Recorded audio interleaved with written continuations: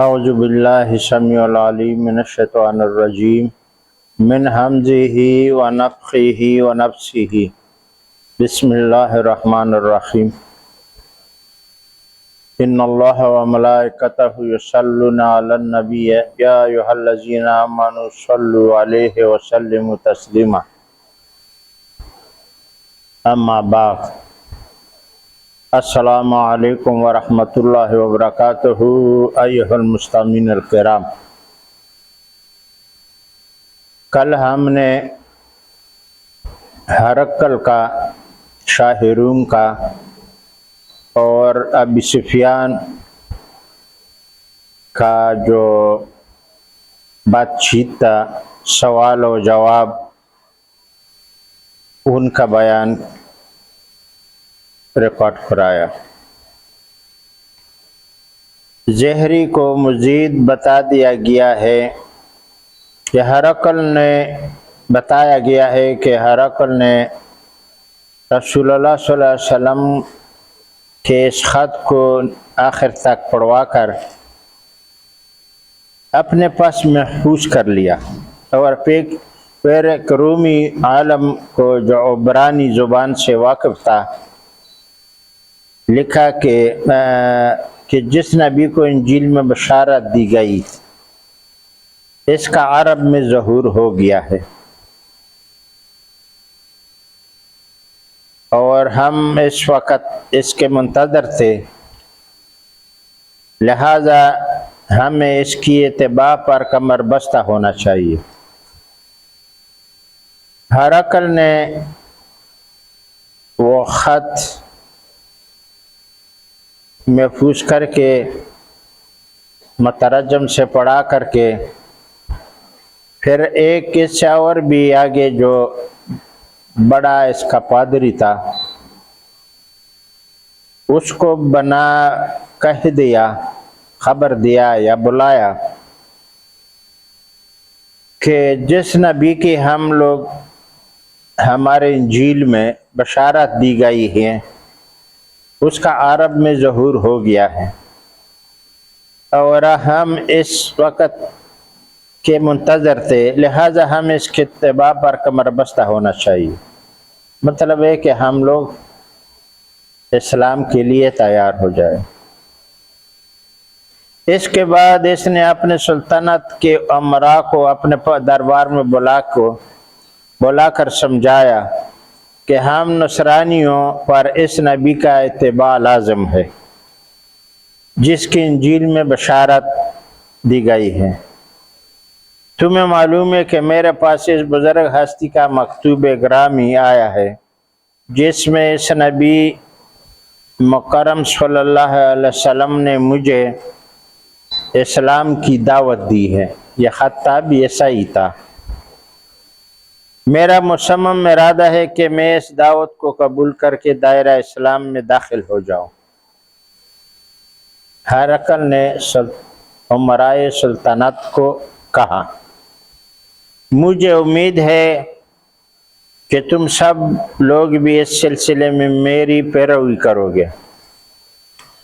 ہرقل کی زبان سے یہ گفتگو سن کر درباری امراء دنگ رہ گئے، اور ان میں سے کوئی ایک بھی ایسا نہ تھا جس نے اس ارادے کی شدید مخالفت نہ کی ہو، بلکہ اس نے دیکھا کہ ان کے اشارے پر دربار کے تمام دروازے بند کیے جا رہے ہیں۔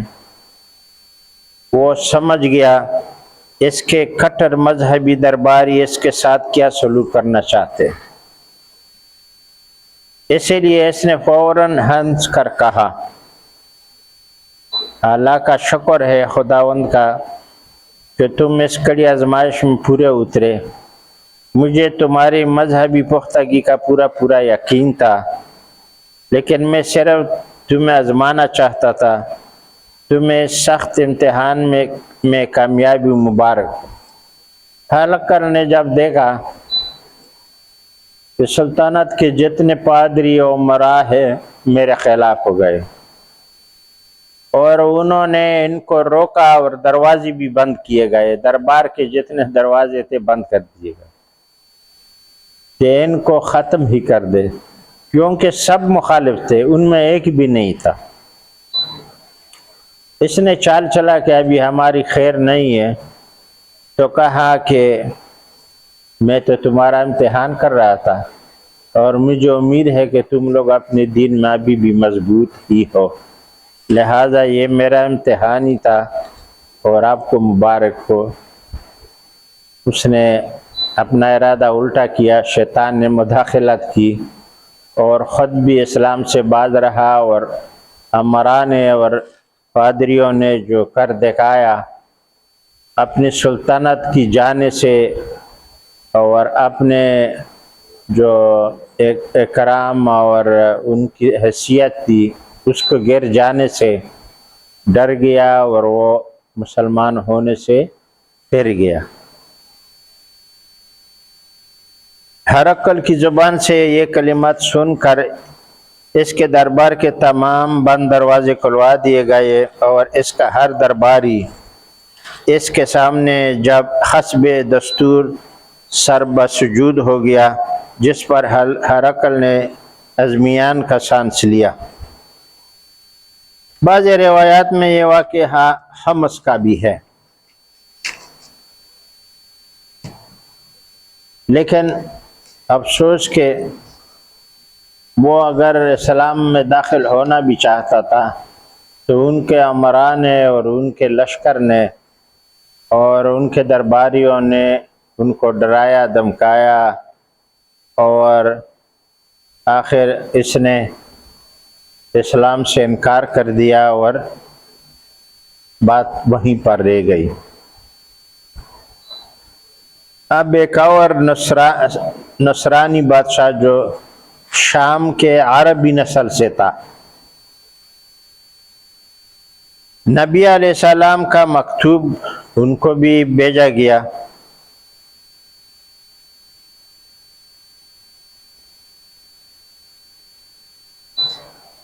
یہ بنی اسد حزیمہ کے بھائی شجاع بن وہب کے ہاتھ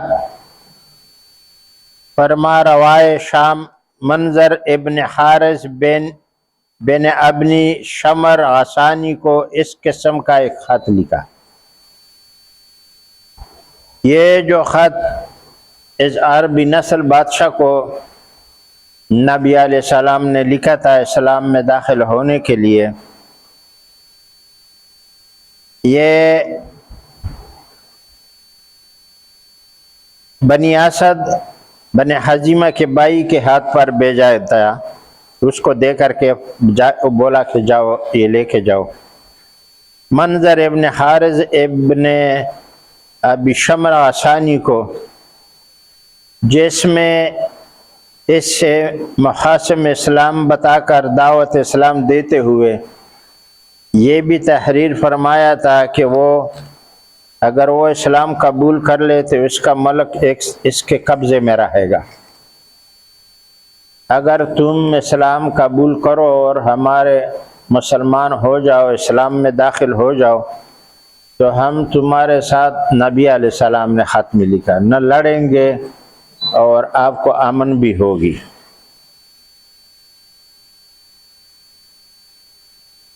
نبی علیہ السلام کا وہ مکتوب گرامی اسے پڑھ کر سنایا گیا۔ منظر بن حارث بولا، مجھ سے میرا ملک کون چھین سکتا ہے؟ اگر کسی نے اس کی کوشش کی تو میں اس کی خبر لینے کے لیے اس کے ملک پر چڑھ دوڑوں گا۔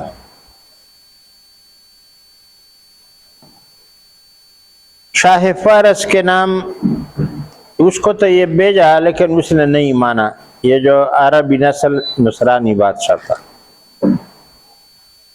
شاہ فارس کے نام نبی علیہ السلام کا مکتوب ادھر بھی بھیجا گیا تھا۔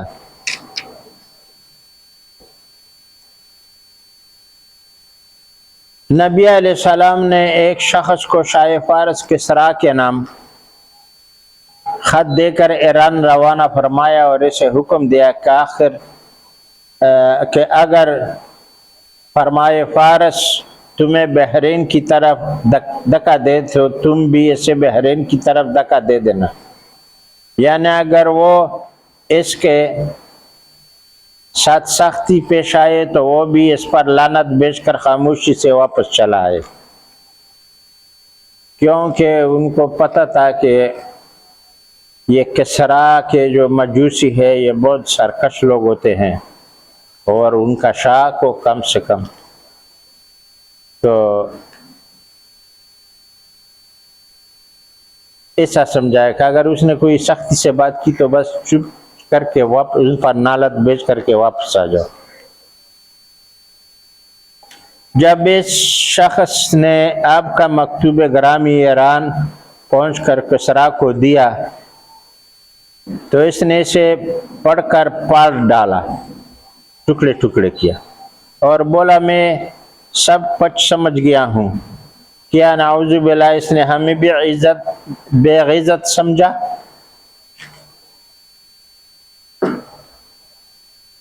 عبداللہ بن وہیب یونس اور زہری کے حوالے سے دے کر کہتے ہیں کہ آخر الذکر عبد الرحمن بن عبد القادر نے بتایا کہ جس روز بن عبد القاری نے بتایا کہ جس روز نبی علیہ السلام کی آپ کے قاصد نے ایران میں آپ کے مکتوب گرامی کے ساتھ کسریٰ کے طرز عمل کا واقعہ سنایا تو اسی روز آپ نے مسجد میں حاضرین کو منبر پر خطاب فرماتے ہوئے ارشاد فرمایا، میں آپ لوگوں سے بعض عجمی بادشاہوں کی طرف بھیجنا چاہتا ہوں آپ لوگوں میں سے کسی کو، لیکن یہ بھی کہتا ہوں کہ آپ لوگ مجھ سے اس طرح اختلاف نہ کریں جیسے بنی اسرائیل کے عیسیٰ ابن مریم سے کیا گیا تھا۔ بس آپ ہمارا جیسے ہم رسالت یا کوئی خط آپ کو حوالہ کرے آپ وہ پہنچاؤ، آپ کا کام ہے پہنچا دینا اور ماننا۔ نبی علیہ السلام کی زبان مبارک سے یہ سن کر مہاجرین یک زبان ہو کر بولے، یا رسول اللہ صلی اللہ علیہ وسلم، ہم آپ کے رائے عالی سے تابع ابدسر اختلاف نہیں کریں گے، بالکل ہم تابع ہیں، آپ ہمیں جہاں چاہے بھیج دیں۔ نبی علیہ السلام نے مہاجرین کے حق میں دعائے خیر فرمائی اور شجاع کو کسریٰ کی طرف اپنا دوسرا مکتوب دے کر کے روانہ فرمایا، ایک اور مکتوب دیا۔ جب آپ کے یہ قاصد ایران پہنچے تو کسریٰ نے اپنے عنوان دربار کو مزید آراستہ کرنے کا حکم دیا اور وہاں امراء و عظمائے ایران کو طلب کیا۔ اس کے بعد آپ کے قاصد شجاع بن وہب کو دربار میں باریابی کو اجازت دی۔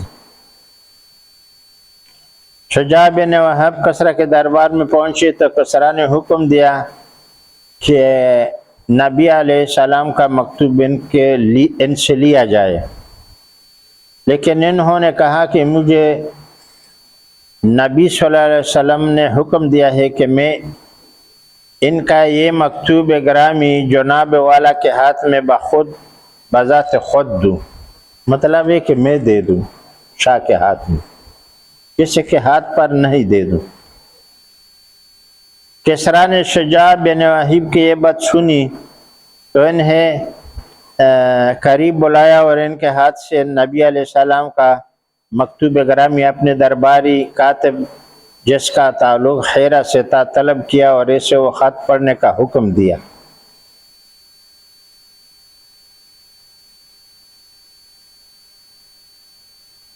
نبی علیہ السلام کی مکتوب گرامی کی تحریر کی ابتدا یہ تھی، محمد بن عبداللہ اللہ کے بندے اور اس کے رسول کی طرف سے فارس کے عظیم کسریٰ کے نام، لیکن کسریٰ نے نبی علیہ السلام کے اپنے تعارف کے اس انداز میں ابتدائی سنتے ہی باقی خط پڑھوائے بغیر ادبناک ہو کر کے مذکورہ بالا کاتب کے ہاتھ سے آپ کو مکتوب گرامی لے کر پاڑ ڈالا اور شجاع بن واہب کو حکم دیا کہ وہ اس دربار سے نکل جائے۔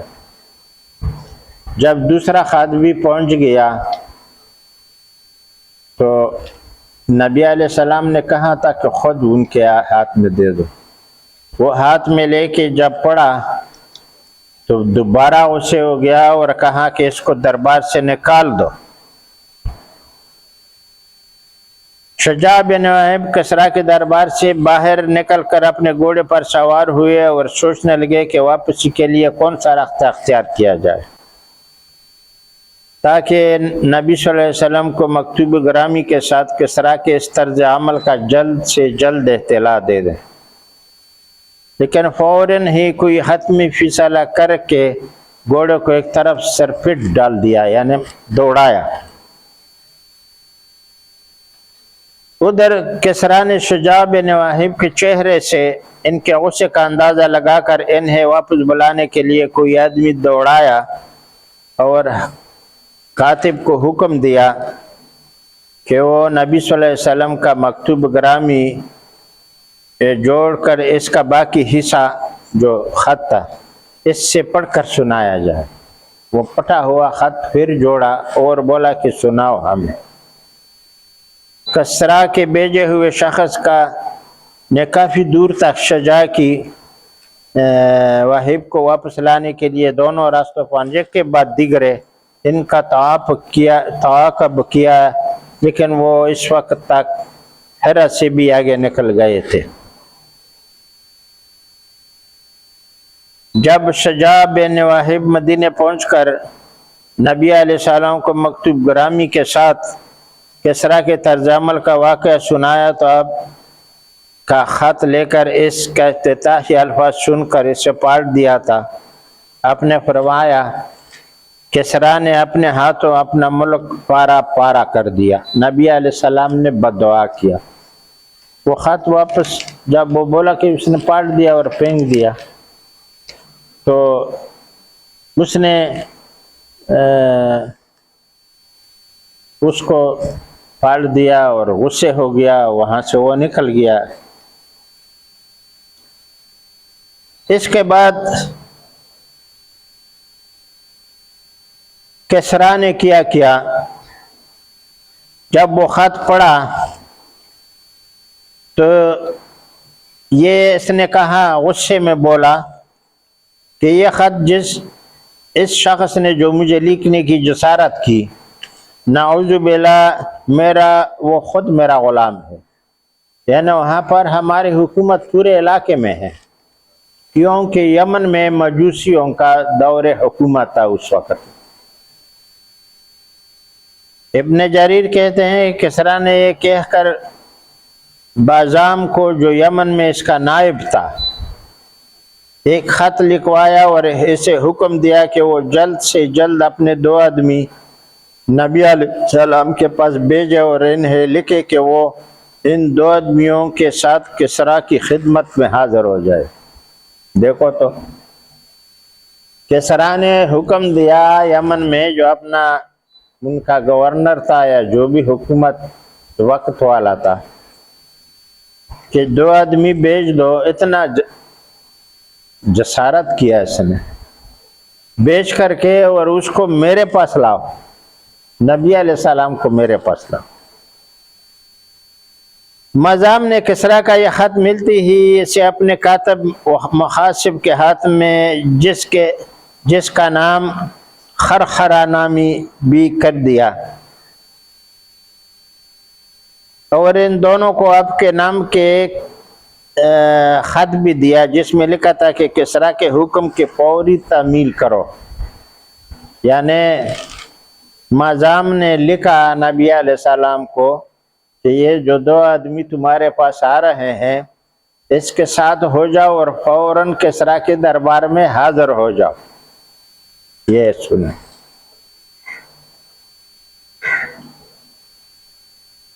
ابن جریر اپنے تحریر میں لکھتے ہیں کہ جب مازام کے بھیجے ہوئے یہ 2 آدمی طائف پہنچے تو انہوں نے وہاں کسی سے نبی علیہ السلام کا پتہ پوچھا تو اس نے انہیں بتایا کہ آپ کا قیام مدینے میں ہے۔ کیونکہ یمن سے جب آدمی آتا ہے راستہ تو وہ طائف سے جا کر کے مدینے مکہ مدینے میں ٹچ ہوتا ہے، دوسرا کوئی راستہ نہیں ہے۔ ان لوگوں کو یہ بھی پتہ نہیں تھا کہ وہ مدینہ ہجرت کر کے گیا ہے اور ادھر اس نے اپنا ایک بڑا لشکر بنایا ہے۔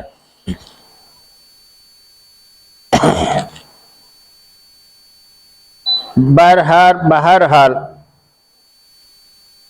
لیکن جب اس شخص نے ان سے اس کے حجاز میں آنے کا مقصد پوچھا تو انہوں نے ساری بات بتائی، جسے سن کے طائف کا وہ شخص بہت خوش ہو گیا۔ وہ بھی ابھی مسلم نہیں ہوا تھا، اور اس بات سے کہ دیکھو نبی علیہ السلام کو بندی بنا کر کے لے کے جاتے ہیں، خوش ہو گیا۔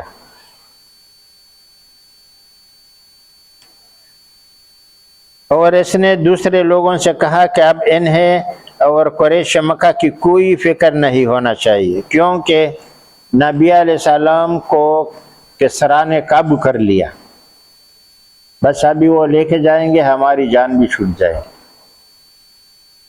اور انہیں نعوذ باللہ سزا دینے میں کوئی کسر نہیں چھوڑے گا۔ یعنی جو کام اس وقت تک قریش نہ کر سکے وہ کام اب کسریٰ جیسا بجبروت ایرانی بادشاہ کر دکھائے گا۔ بہر کیف جب مظام کے حاکم یمن کے فرستادہ دونوں شخص مدینے پہنچ کر آپ کے خدمت میں حاضر ہوئے تو ان میں سے فارس کے دوسرے شخص ابا زویہ نے آپ کو کسریٰ اور مظام کے خطوط دے کر آپ سے زبانی کہا کہ ملک ملوک کسریٰ شہنشاہ ایران نے مظام حاکم یمن کو حکم دیا تھا کہ وہ آپ کے پاس 2 آدمی بھیج کر آپ کو شہنشاہ ایران کا حکم سنائے، بلکہ آپ کو خود لے کر شہنشاہ کے خدمت میں حاضر کرے۔ لہذا آپ نے مظام کے حکم کے مطابق پہلے ہمارے ساتھ فوراً یمن چلیے، آپ ہمارے ساتھ چلیے تاکہ وہاں سے آپ کو ایران میں شہنشاہ کی خدمت میں حاضر کیا جائے۔ ان کو پتہ بھی نہیں تھا کہ یہ حال دیکھو تو۔ اس کے بعد ابا زویہ نے آپ سے مزید کہا، یہ مجوسی کے نام ہوتے ہیں، کہ آپ کے لیے شہنشاہ کے حکم کی تعمیل ہی بہتر ہے، کیونکہ اگر آپ نے اس کے حکم کی تعمیل نہ کی تو وہ نہ صرف آپ کو ہلاک کر دیں گے بلکہ آپ کے سارے ملک کو بھی تباہ اور برباد کر ڈالیں گے۔ ابن جریر بیان کرتے ہیں کہ جب مظام حاکم یمن کے فرستادہ یہ 2 آدمی آپ کی خدمت میں حاضر ہوئے تو ان کی داڑیاں منڈی ہوئی تھی اور مونچھیں بڑی ہوئی تھی، یعنی مونچھ یہ تو شریعت کے خلاف ہے کہ بڑے مونچھ رکھو اور داڑھی منڈو، جیسے کہ آج کل بڑے خوشی سے یہ لوگ کرتے ہیں۔ یورپ کا سایہ ہمارے اوپر پورا لپٹ گیا ہے، اور جو آدمی دیکھو روزانہ شیو کر کے صاف کر کے منہ چلتا پھرتا ہے۔ نبی علیہ السلام نے جب ان کے یہ دیکھے داڑیاں منڈی ہوئی ہے، مونچھیں بڑی ہوئی تھی، چانچہ آپ نے کو ان کی یہ شکل ناگوارہ گزری، اور آپ نے ابازیہ ہی سے جس نے آپ سے سلسلہ کلام شروع فرمایا تھا، فرمایا مجھے تیری اور تیری ساتھی کو یہ شکل و صورت دیکھ کر افسوس ہوا ہے۔ نبی علیہ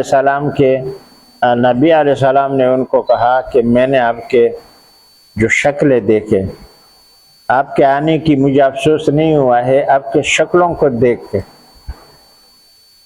اور ہمارے شکلیں دیکھو آج کل یہ حال ہے۔ پہلے تم مجھے یہ بتاؤ کہ تمہیں ایسی وعدہ رکھنے کی حکم کس نے دیا ہے، یعنی ایسا داڑھی مونڈنے کا اور مونچھ رکھنے کا کس کے امر ہے؟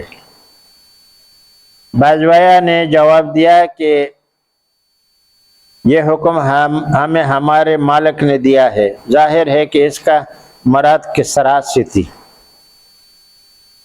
बाजवाया का ये जवाब सुनकर नबी सल्लल्लाहु अलैहि वसल्लम ने फरमाया, मगर हमारे मालिक ने तो हमें दाढ़ी रखने और मूंछें कम करने का हुक्म दिया है। सुभान अल्लाह, क्या खूबसूरत जवाब दिया। आज किसी को बोलो कि भाई दाढ़ी रखो तो वो भी मजूसियों की तरफ से लड़ेगा, तुम्हारा क्या काम है, मेरा अपना दाढ़ी है, ये है वो है। और बूढ़े बूढ़े ये खड़ूस मेंबर भी बने हुए हैं, असेंबली में भी बैठे हुए हैं और इनके गाल उतरे हुए हैं, चेहरे मकरू हुए हैं, फिर भी रोज शेव करके बड़े ठाठ से पेश होते हैं और फख्र करते हैं इस पर। बाहर के इसके बाद आपने बाजोया और इसके साथी कहरमान से कहा। इसका दूसरा साथी का नाम कहरमान था।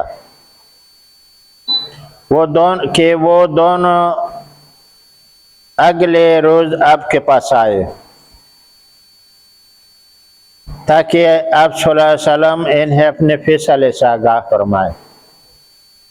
उनको कहा, आप अभी आराम करो और कल आकर के मैं तुझे बताऊंगा कि मैं क्या करने वाला हूँ। आपसे ये सुनकर वो दोनों आपसे अगले रोज आने का वादा करके चले गए। लेकिन इसी रोज आपको अल्लाह ताला ने आगाह फरमाया कि किसरा को इसके बेटे शरवैया ने रात को ला शहर में कत्ल करके ईरान के तख्त और सल्तनत पर कब्जा कर लिया। इसके कल के हाजिर होने के लिए रात को वही आई कि उनको मुर्दार को तो अपने बेटे ने ही ख़त्म कर डाला और तख्त पर बैठ गया है। इब्न जरीर लिखते हैं कि अल्लाह ताला की तरफ से यह खबर मिलने के बाद नबी अलैहिस्सलाम ने खुद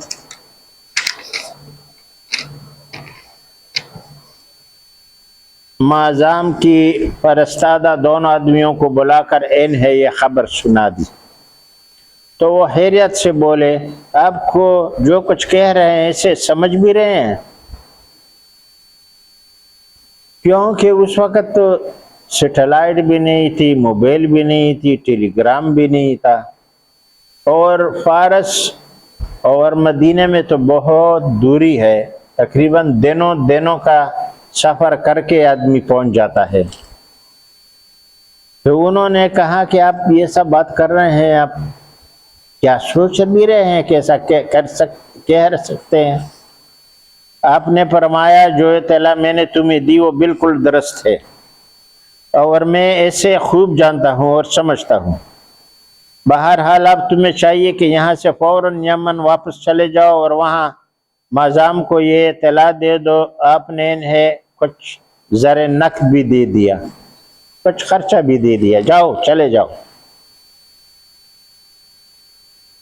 बाजोया और इसका साथी कहरमाना दोनों आपसे मज़कूरा बाला खबर सुनकर पहले खवास बावाख्ता हो चुके थे, यानी हरियान हो चुके थे। ये क्या हो गया, हमें खबर नहीं है, इसको खबर हुआ।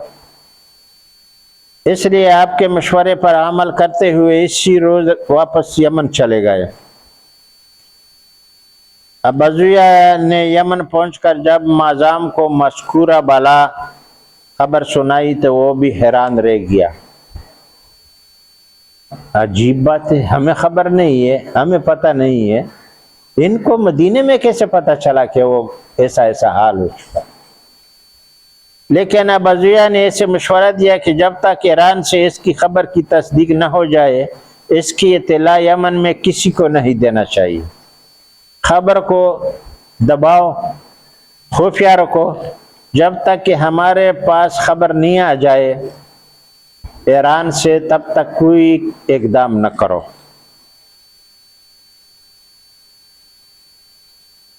مازام نے کہا ایسا ہی ہوگا، لیکن اگر یہ خبر صحیح ہے تو اس شخص کو مخبر صادق ہونے میں کلام نہیں ہے، یہ پھر صحیح رسول ہے۔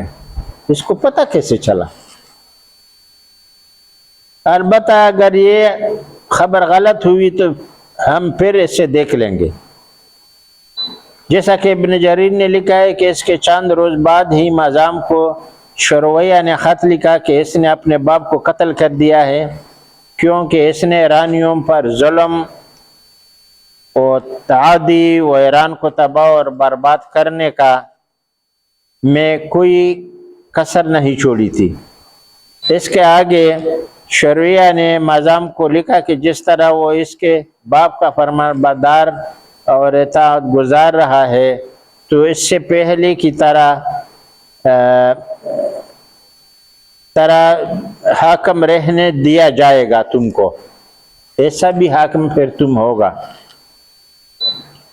شرویہ کی طرف سے یہ خط ملنے کے بعد مازام نے اباضیہ سے کہا جس شخص نے تمہیں یہ خبر سنائی تھی وہ یقیناً نبی المرسل ہے، وہ نبی ہے، کیونکہ انبیاء کے سوا دوسروں سے پہلے ایسی اہم خبریں کسی کو نہیں ہوتی ہے۔ ہم اس کو نبی مانتے ہیں کیونکہ ہمیں خبر نہیں ہوئی اور یہ خبر ان کو ملی یہ وحی کے ذریعے، یہ رسول ہے، لہذا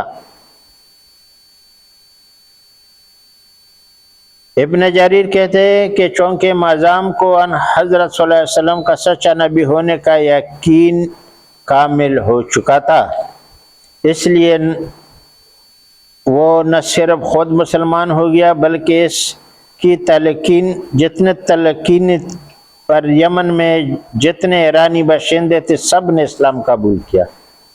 اس کے جو تحت تھے خود بھی مسلمان ہو گیا مازام، اور جتنے اس کے سلطنت میں جو ادھر حاکم تھا، اس کے حاکمیت میں جتنے لوگ بھی تھے سب مسلمان ہو گئے۔ بہقی کہتے ہیں کہ جب لوگوں نے حضرت صلی اللہ علیہ وسلم سے کسریٰ کی ہلاکت کے بارے میں ذکر کیا تو آپ نے فرمایا کسریٰ پر نالت ہو، اور ایران کے بعد عرب کو بھی تباہ اور برباد کرنے پر تلا ہوا تھا۔ پھر جب آپ کو یہ اطلاع دی گئی، شرویہ نے اپنے بعد اپنی بیٹی کو ایران پر حکومت کے لیے نامزد کیا ہے، تو آپ نے فرمایا جس قوم کی حکمرانی کوئی عورت ہوگی وہ کبھی فلاح نہیں پا سکتی۔ شرویہ نے چونکہ یہ مررسیدہ بھی تھا اپنی بیٹی کو تخت ایران پہ بٹھایا، تو نبی علیہ السلام نے اصحاب کرام کو کہا کہ جس قوم میں عورت حاکم بنے وہ قوم فلاح نہیں پا سکتی۔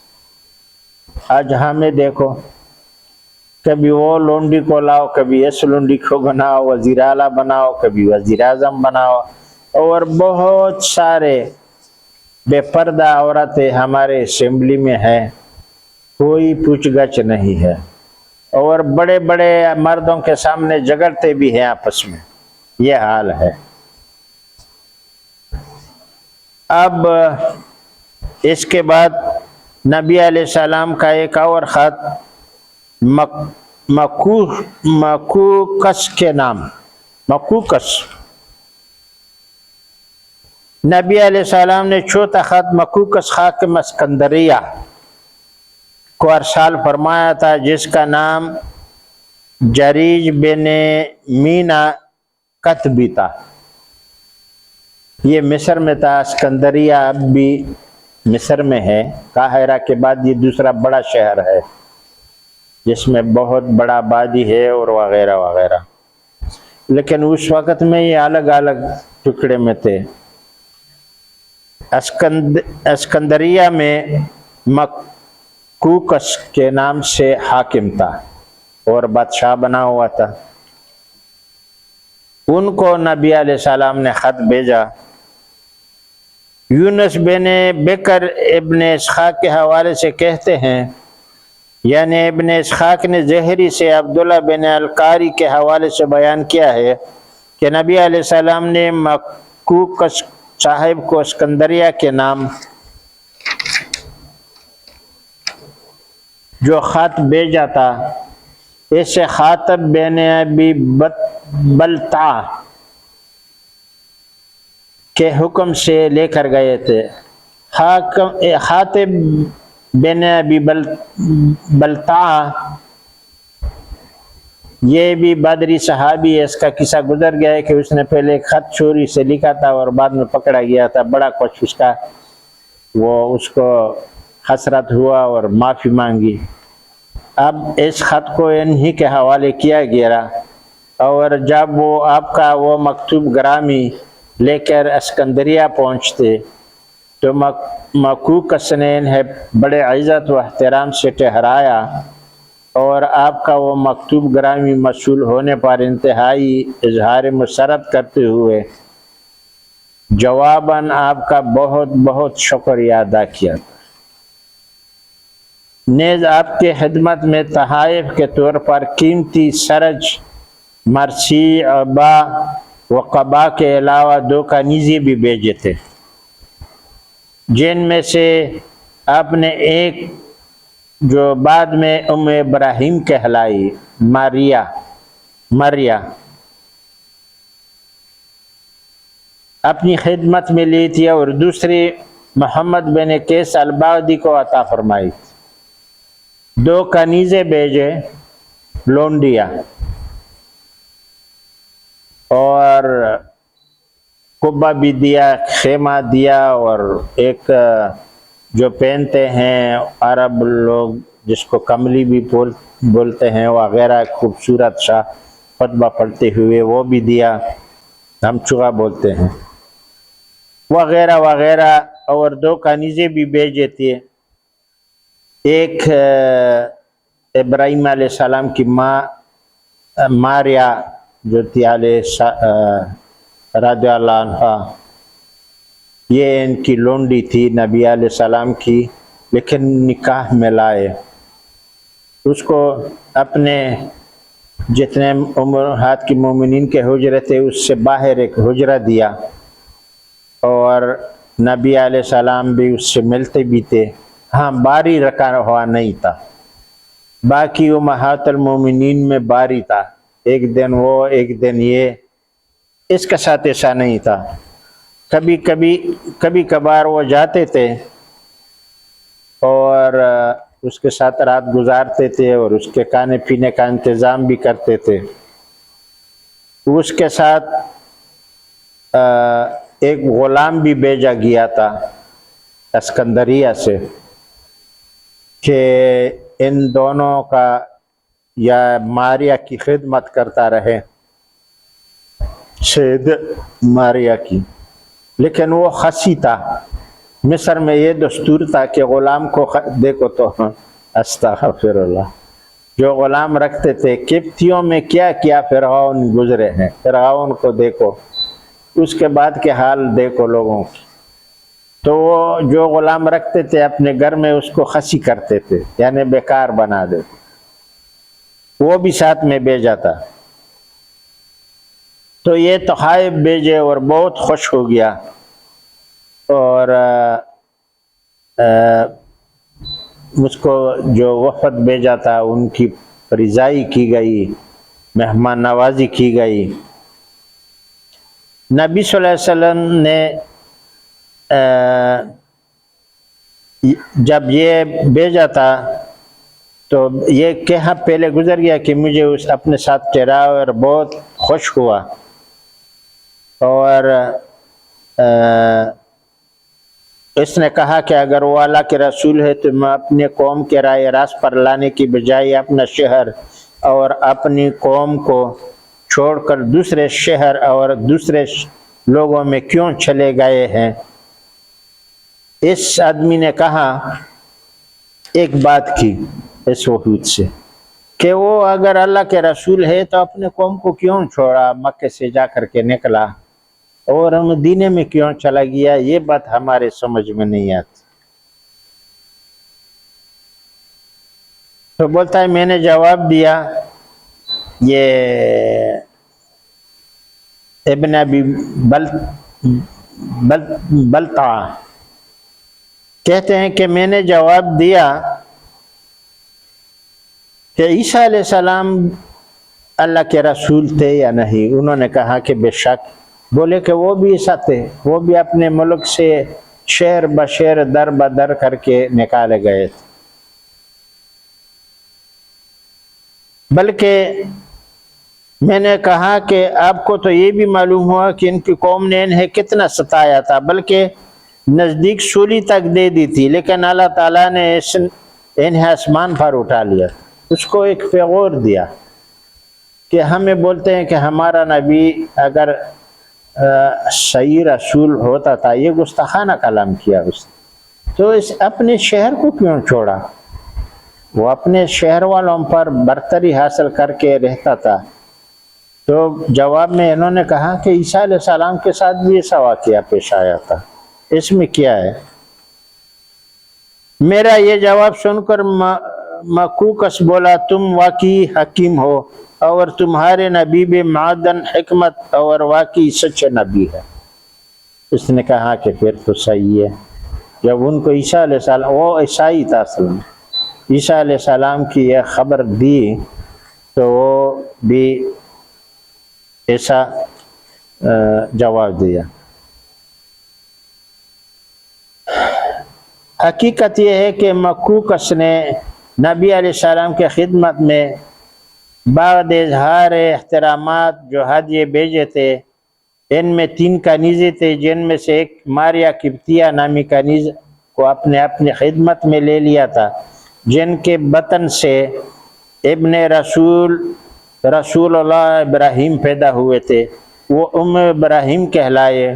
اس کے علاوہ مکوکس نے آپ کے لیے بطور ہدیہ ایک سفید پام مادہ خچر بھی بھیجا تھا۔ خچر، جو کچر ہم لوگ کچر بولتے ہیں، خچر اصل میں اردو میں خچر بولتے ہیں، جس کے پاس نبی علیہ السلام کے بہت زمانے تھا، اس کی وفات تک تھا۔ وہ ایک سفید پام، بالکل سفید تھا، وہ مادہ یعنی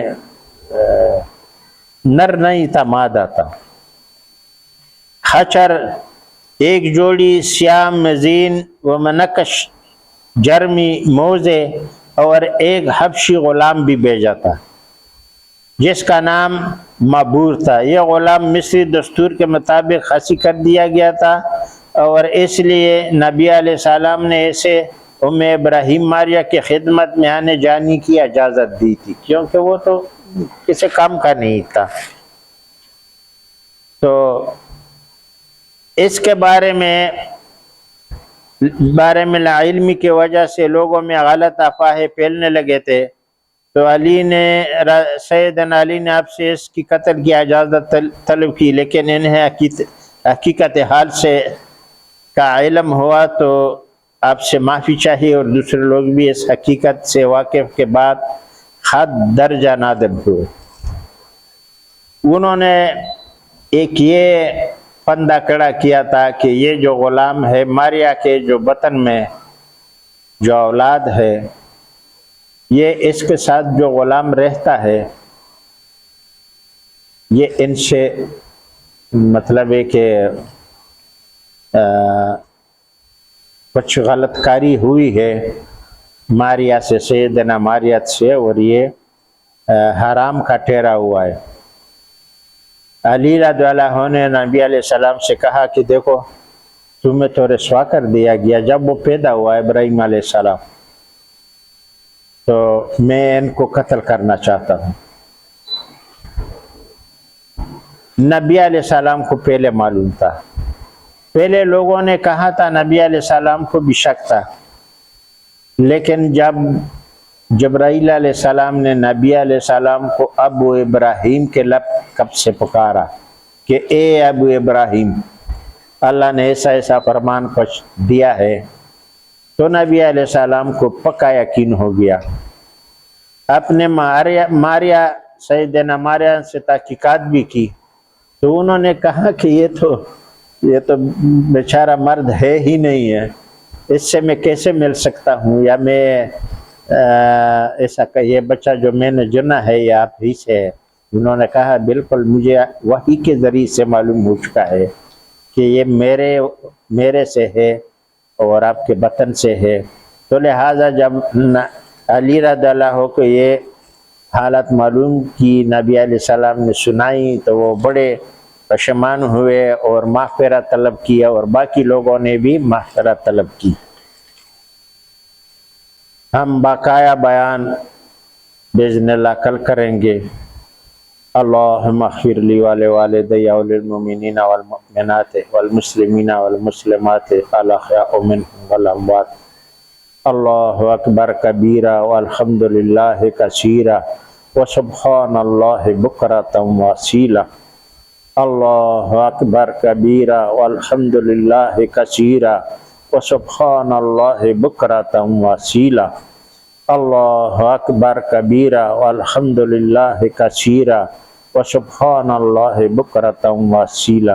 اللہم ربنا آتنا فی الدنیا حسنۃ وفی الآخرۃ حسنۃ وقنا عذاب النار وادخلنا الجنۃ مع الابرار یا عزیز یا غفار یا رب العالمین۔